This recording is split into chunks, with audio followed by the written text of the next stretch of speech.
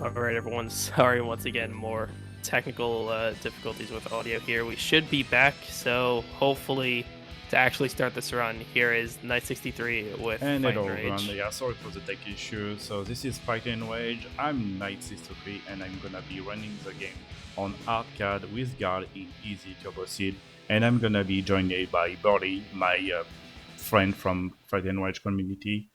And yeah, this game would be really tough to me to be only one talking. So Birdie will do the commentating when he can, and I'm gonna join him when I can too, because yeah, I will need to be really focused to the game. It's a really demanding game, especially in easy. You're gonna see. So yeah, we're gonna go in a few, like you see, and yeah, like it. So Hello, everyone. we're gonna. There is, like you see,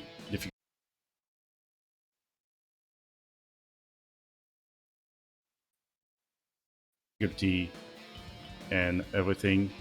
And we're gonna start when I say. So, oh, not what I wanted to do. Sorry.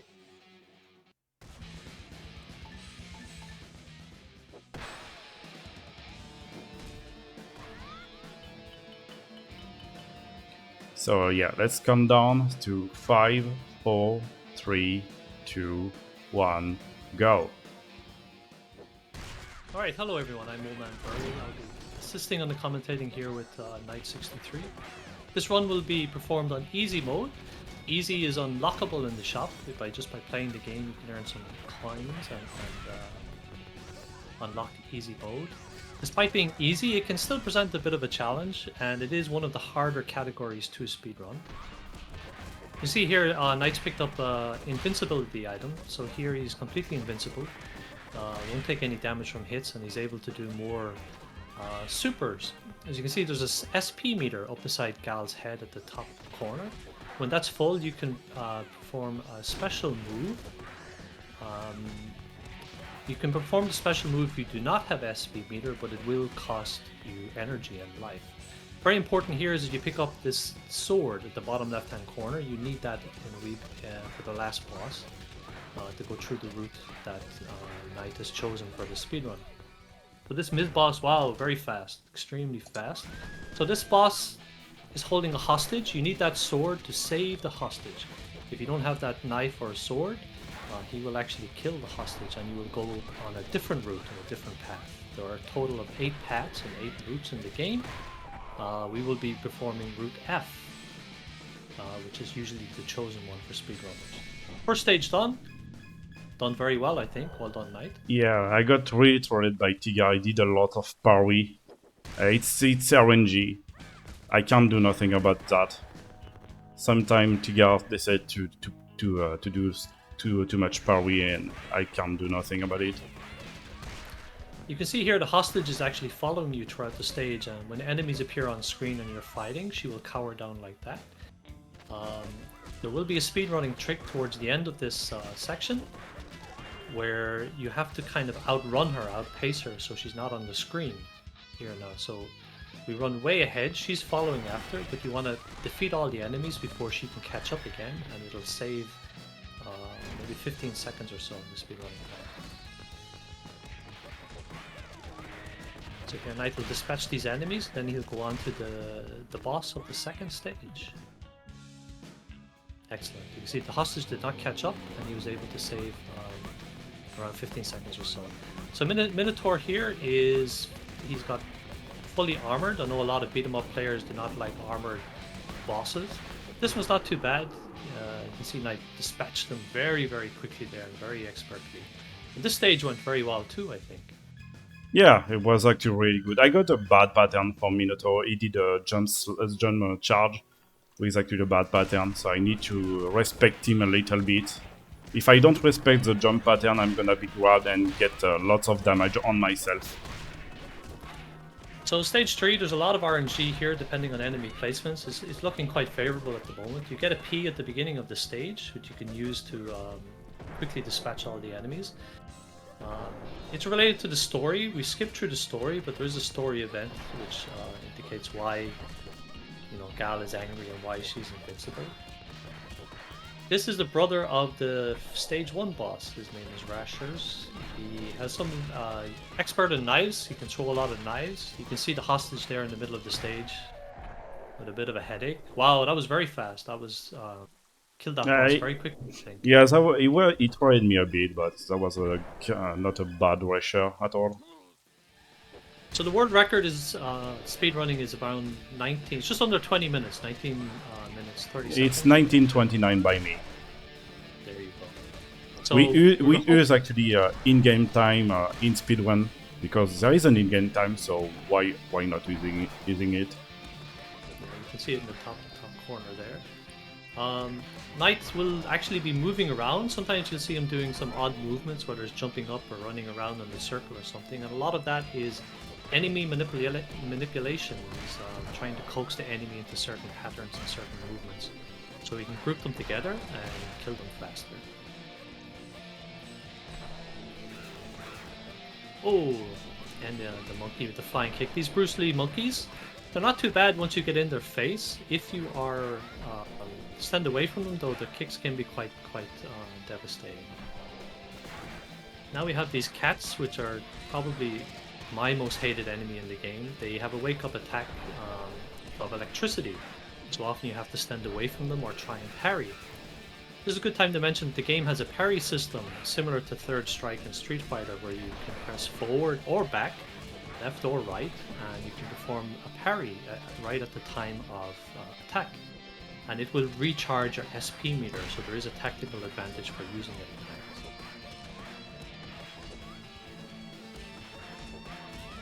So we get rid of these cats, get the apple. That was pretty quick as well, and on to the next stage transition. So here there is actually a route path, a junction.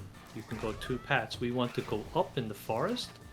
If you kill one of the flies, you get access to go. You do not need to kill them all. If you go straight ahead, you will fight some buffaloes in a swamp. But we want to go this way and fight the boss, Diane. So you can see here, Knight is grouping all the enemies.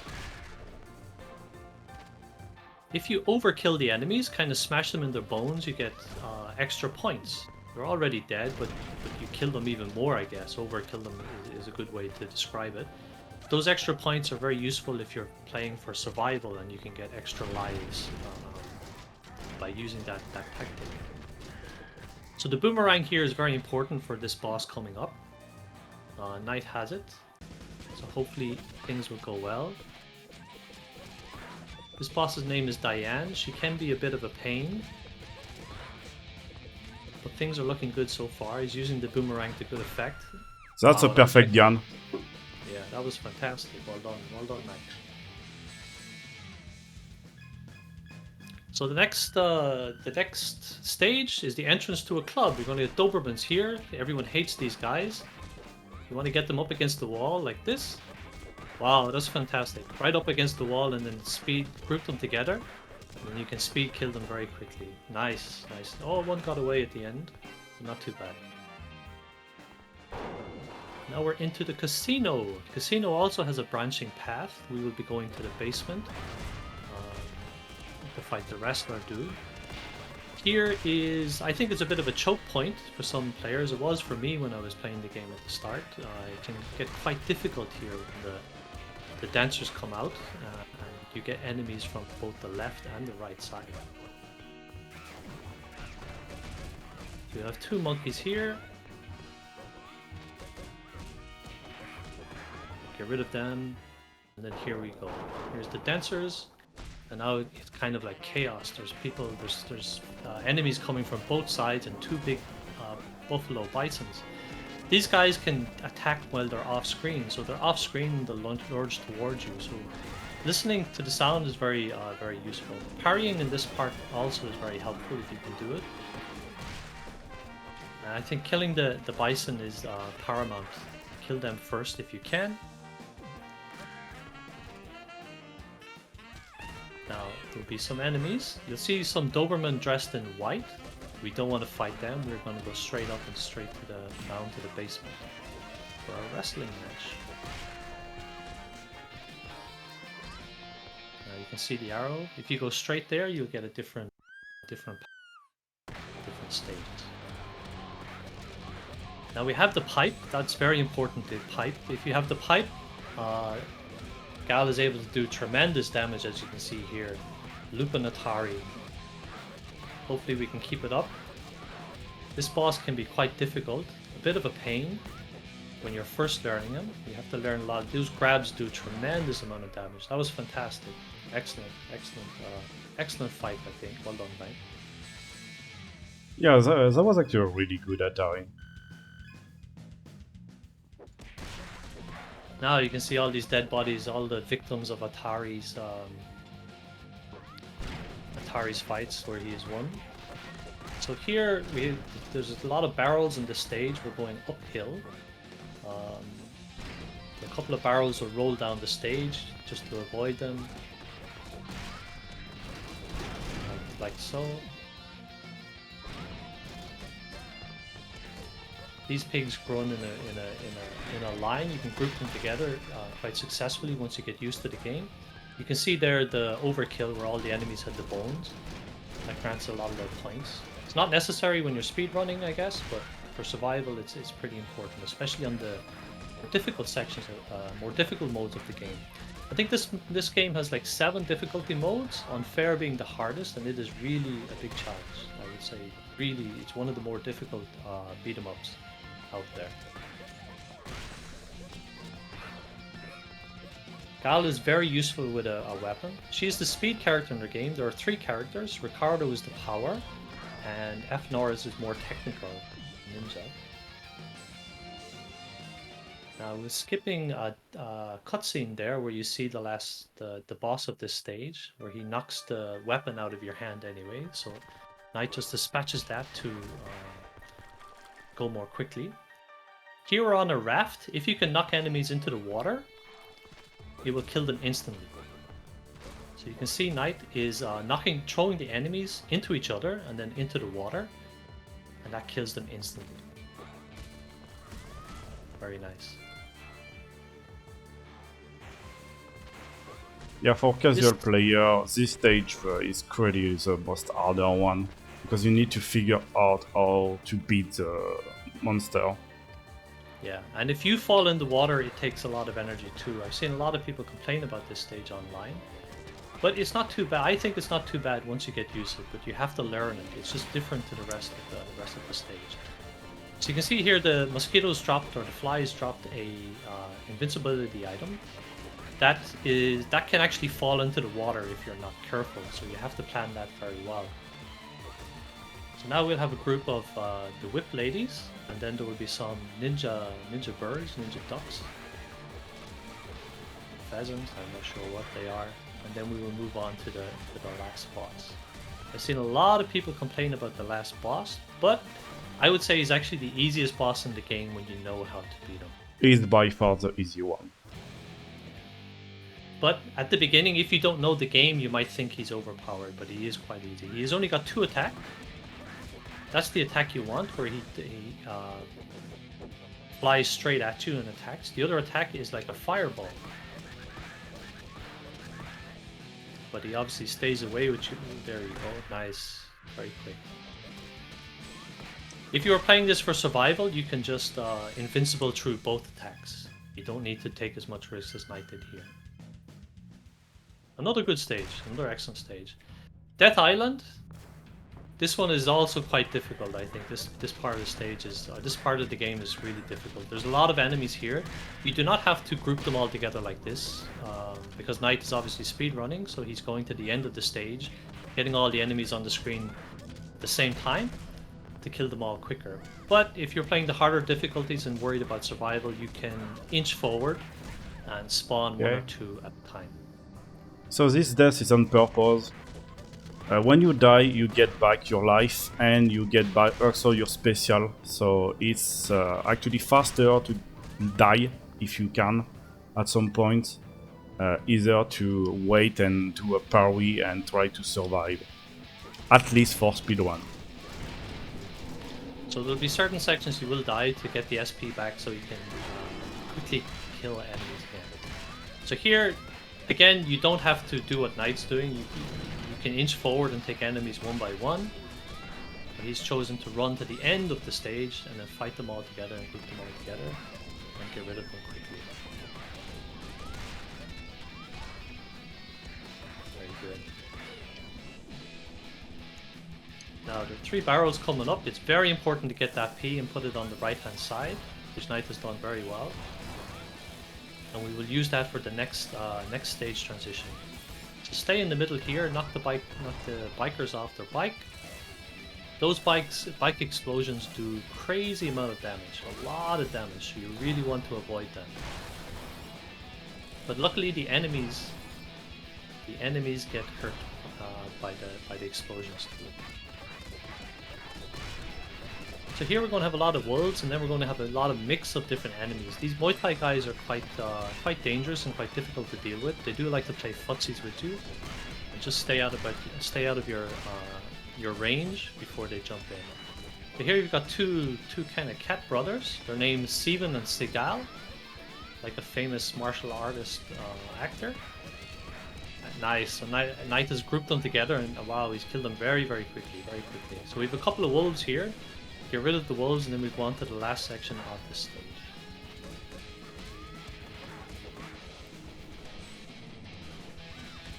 Now you remember these guys from he was the first boss on the first stage. So there's a group of them here together. Oh wow, nice! All grouped together and killed very quickly. So now we have the final boss. This is the 3rd brother. So there was 3 brothers. The first one was stage 1, the next one was in stage 3, and this is the last brother. He's a bit more aggressive, but attacks are pretty much the same. These whip ladies, Tracy, I think the name, Vanessa, whatever, Tiffany, they are a real pain, because they can hit you from quite a distance. So you have to be very careful with them.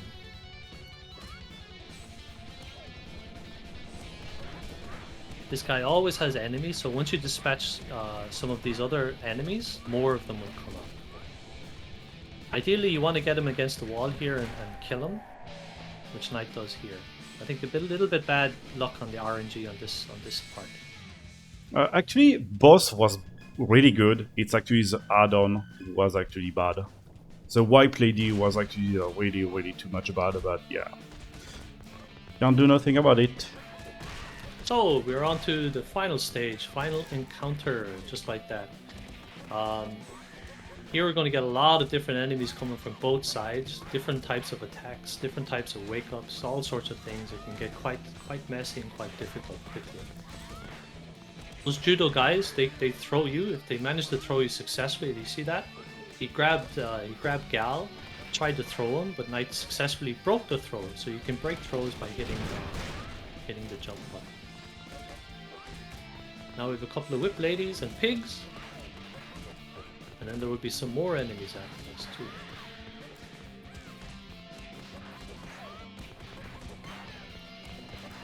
Again, this is on easy difficulty, but once you get onto the more difficult ones, it becomes very challenging. Especially those ninja guys. I hate those on the later difficulties. So we have some Muay Thai guys. We try and defeat them quickly. And then coming up after this, we have one of my favorite stages in the game, or favorite parts of the game, which every beat 'em up needs to have, which is an elevator section. First, we got to get rid of these cats. Very quick. That was very quick. We get one more pig, drops an apple, and here we go into the elevator stage, which every beat 'em up needs. And listen to that music. This music is absolutely fantastic. It really adds to the tension and the feeling that you're, getting closer to the end, and that the enemies are going to give all they've got. The soundtrack was performed by one man, and it is really superb. I do believe it's on for sale on Bandcamp and Steam and other outlets. It's actually totally on sale. It's really cool. You even get guitar transcriptions and things like that. Now we have the buffaloes. They broke the wall. You only get to see a few big enemies here. That was very good. All grouped together and killed very quickly.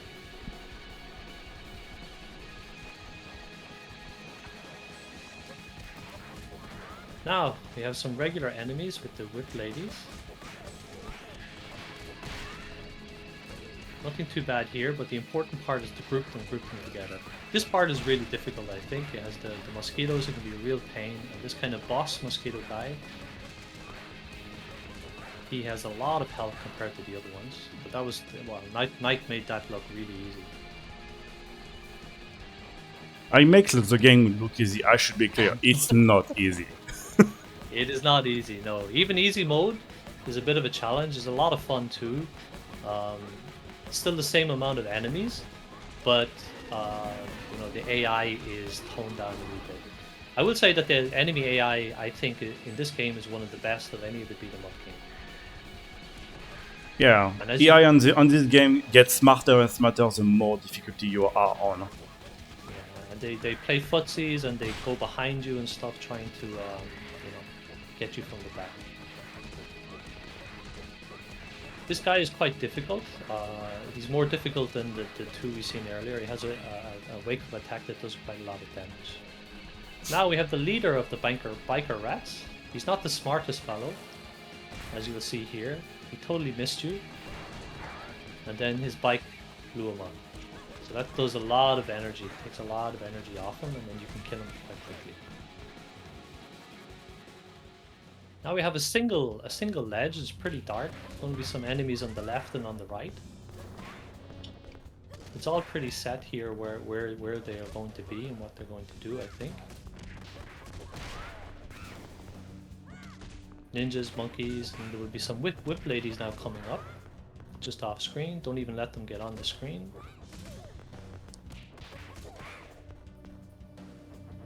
And now, oh, and then we have the cats. I forgot about these guys. So the key, as in like any beat 'em up, is grouping enemies together. When you can group enemies together, you can kill them much quicker.